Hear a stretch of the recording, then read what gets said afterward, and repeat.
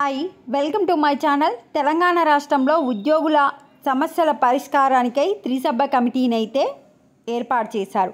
ఈ కమిటీని నిన్న ఉద్యోగుల జేఏసీ అయితే కలవడం జరిగింది. వీళ్ళ ప్రధాన డిమాండ్లు ఏంటంటే ఉద్యోగులందరికీ నగదు రహిత వైద్యం అందించాలి, పెండింగ్ బిల్లులు విడుదల చేయాలి, నూతన పెన్షన్ విధానం రద్దు చేసి పాత పెన్షన్ విధానం అమలు చేయాలి, అవుట్సోర్సింగ్ ఉద్యోగుల కోసం ప్రత్యేక కార్పొరేషన్ ఏర్పాటు చేయాలి, 317 జీవో ప్రకారం మరికొన్ని బదిలీలకు అవకాశం కల్పించాలన్నారు.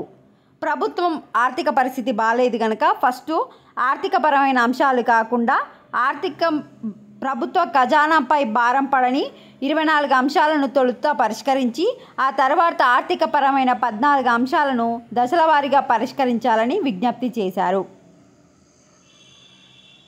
ప్రభుత్వ ఉద్యోగులు, ఉపాధ్యాయులు, పెన్షనర్లు, వారి కుటుంబ సభ్యులకు అన్ని రకాల వ్యాధులకు నగదు రహిత వైద్యం అందించేలా ఈహెచ్ఎస్ను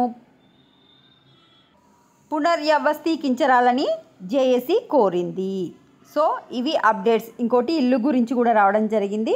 ప్రభుత్వ ఉద్యోగులకు తక్కువ ఖర్చుతో గృహవసతి కల్పించేందుకు ఇంటిగ్రేటెడ్ హౌసింగ్ పాలసీని ప్రతిపాదించింది. హైదరాబాద్ ఔటర్ రింగ్ రోడ్ పరిధిలో 5,000 ఎకరాల్లో మొదటి దశలో అభివృద్ధి చేయాలని, 50,000 మంది ఉద్యోగులకు వసతి కల్పించాలని, ప్రైవేట్ రంగంలో మాదిరిగానే మార్కెట్ విలువ ప్రకారం భూములను సేకరించి ఉద్యోగుల సహకారంతో ఈ ప్రాజెక్టును పూర్తి చేయాలని సూచించింది.